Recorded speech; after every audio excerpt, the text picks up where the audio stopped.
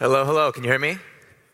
Thank you. Thank you so much for being here and for being part of the Lean Startup movement once again. Just, can I get a quick show of hands? Who's been with us? Who's this their first time? And then who's been with us since last year or before? It's incredible to me how many new people we have every time. We've been at this now for 6, 7, 8 years. I'm not even sure. And just so you get a sense of where we are as a movement, when this started, okay, you just don't understand. We were a couple hundred people in a hotel ballroom, and it was all like Silicon Valley tech dudes, you know what I'm talking about?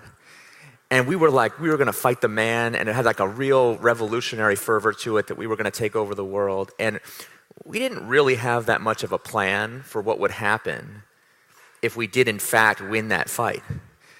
And we didn't really understand, you know, I always was like, well, the forces of waterfall are going to be like, they're going to have a counterattack. And there's going to be the Empire Strikes Back, and there's going to be a moment. But, you know, as this idea has spread and taken off, you know, all around the world, we've only ever really had to fight inertia and complacency and people who didn't want to change. We haven't so much had to deal with the counterattack. Not because I'm a great writer or, you know, our other leaders of the movement have done such a great job, but because so many of you have been in the trenches, in Lean Startup meetups, in corporations, in startups, changing the world. So I'm grateful to you for making this happen. And for those who are new, you know, welcome to the revolution. And for those who've been around for a little while, thank you for keeping at it. What's interesting to me is I've noticed a real shift, not just in the conference this year, but in the movement.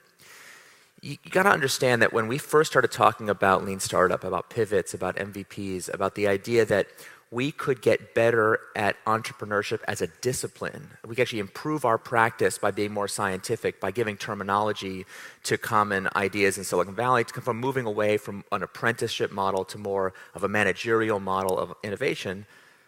I got called crazy a lot of times, okay? That was not a very popular idea. And it's astonishing to me when I meet new grads, you know, coming out of Berkeley and Stanford. They can't believe that somebody had to write a book about these ideas because they're so obvious. And then when I'm like, you know, that book came out in 2011, not like ancient history of 1981 or something, they're like, no way. They can't believe it. So we've come so far in such a short time, and yet, I think what we're up to now is even more controversial than anything we were up to then. So a bunch of you know the Startup Way just came out. And any Leaders Guide Kickstarter backers with us today? Thank you, the MVP that made it possible, so I am especially grateful to you. As I've been out on tour talking about this idea that with Lean Startup, we moved away from the idea of innovation as a singular event and more towards a process of continuous innovation, right? That we live in a world now where you can't expect to just have one innovation. You know, think about like the old General Motors. You have this brilliant breakthrough innovation in the 1920s, and you get to be the market leader for decades. Those days are over.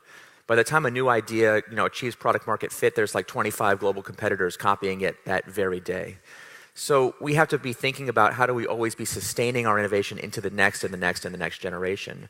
In order to do that, we have to start to develop an idea that this is not just about the one hero entrepreneur who gets it all done themselves, but leaders, entrepreneurs, founders, CEOs have to start to see ourselves as the managers of a portfolio of internal startups. We have to adopt the idea of the startup as an atomic unit of work, the kind of tool that we have in our toolbox to throw at the problems of extreme uncertainty that every company increasingly faces, incidentally, including hypergrowth startups that when they first adopted Lean Startup, you know, they were just a couple of founders in a garage and now maybe have thousands of employees.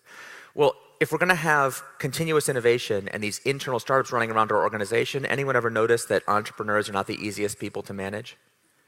Yeah, a few of you have had that real delight of managing entrepreneurs. You know, can you imagine if Steve Jobs actually worked for you? What that would be like? And yet we all claim that we're trying to find the next Mark Zuckerberg or whoever in our own organizations, but do we really mean it? Generally speaking, we're much more likely to fire an entrepreneur than to promote them. So we have to start to develop a management practice for managing entrepreneurship. I call it the missing function in today's org charts. If I could reanimate the ghost of Alfred Sloan from the 1920s and say, hey, check out the org chart of today's hyper-growth, hot new startups, he would say, oh yeah, that thing. You've made a few tweaks, I see, but it's basically the same thing we've been doing for almost 100 years. And entrepreneurship, the discipline of continuously finding new markets, new sources of growth, new products, but also new IT systems, new HR processes, everything that has high uncertainty attached to it, we have no function for that in most companies, even most hypergrowth companies. And can you imagine, I go meet with CEOs all the time and I say, hey, who's in charge of entrepreneurship in your organization? They say, everyone's in charge. Can you imagine if we put up with that for marketing? There's no CMO. We don't need a marketing department. Everyone's in charge of marketing. We don't need a finance department. There's no CFO. Everyone's in charge of finance. I'm sure we'll be fine. I mean, that's preposterous, and yet, like, the people who inherit this management system for us are going to find the way we do things as ridiculous as that. So we have to create an entrepreneurship function, but now we have a new problem. If we are going to build a new function in the org chart, fundamentally change the management system, it's like refounding the company all over again, call it the second founding. And it's just as hard as doing it the first time, only now you have something to lose. So it's psychologically much more painful. So the kind of transformation of management practice that we're talking about, I actually think it is more controversial than anything we were talking about with Lean Startup in the early days. And in fact, nothing, as I've been on tour, all over the country talking about these ideas, I really didn't expect the vehemence and anger people have about this. They're like, how dare you call some corporate person an entrepreneur? That's not right. And how dare you say, entrepreneurs work harder than everybody else. They're smarter than everybody else. We in Silicon Valley are better than everybody else. I mean, people say that to my face. And I'm like, I can't believe you're even willing to say that out loud, let alone that you believe it. To me, it seems patently ridiculous because, of course, I've had the privilege of getting to work with these entrepreneurs, true entrepreneurs in all different categories and industries, and it's been a remarkable ride these past few years. We just did a session this morning on Lean Startup as a national security imperative. So we're seeing true entrepreneurs happen in all these different contexts. And to me, it's the most natural thing in the world to say that there's an intense amount of creativity and energy and innovation that's just waiting to be unlocked in our organizations, even our new organizations that we think of as inherently innovative. So I really want to invite you to be part of that conversation. I feel like we're at a new inflection point as a movement to really try to take this idea seriously, to break down the totally false dichotomy between startups and corporates, because as I say to entrepreneurs all the time, if you hate big companies so much, why are you trying to create a new one? And what's the plan for making sure that when your organization grows up and you go through the S-curve and you get past product market fit, what's the plan for making sure that doesn't happen to you? Too many entrepreneurs have no plan. And so the startup DNA evaporates. And one last idea. Can we just get real for a second? Okay, just one sec. What are the odds that this is like the last business book that ever needs to be written? Does this drive you crazy with business books? It's like, if you just do my one thing, we're going to be set for all time. Like, am I supposed to call my publisher up and be like, hang it up, guys, this is it. We found the end of management. This is the last idea we'll ever need. Like, that totally, it's just ridiculous, okay? I do not want to be your guru, please.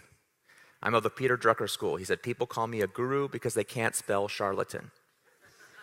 This is not a religion. Like, this is important. This is business. Is serious. But come on, people. We know that what we're going to face in the 21st century is going to make what we face so far seem preposterously easy by comparison. So we have to embrace the idea not just of one transformation of management, but of the idea of continuous transformation.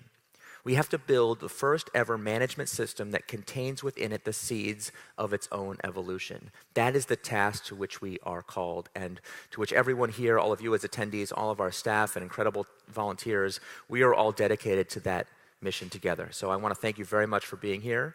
I want to give a special thanks to Melissa Moore, who and the entire conference team. Melissa, where are you? I'm not sure we see you. The whole conference team who put this together. Thank you. To Heather McGough, who runs our incredible Lean Startup labs and education and training programs. Of course, they're probably busy doing the thing. But anyway, to our entire team, you have no idea the amount of energy and dedication and passion that it requires to put this on every year. So if you see someone on the staff, you see a volunteer in the cool new logo T-shirts this year, please do stay for a moment. Just stop for a moment and say thank you. They are the totally unheralded workers who make this actually happen. I just get to be the figurehead on stage and say hello. So on behalf of our entire team, thank you very much. And let's get this started, shall we? So thank you very much. Thank you.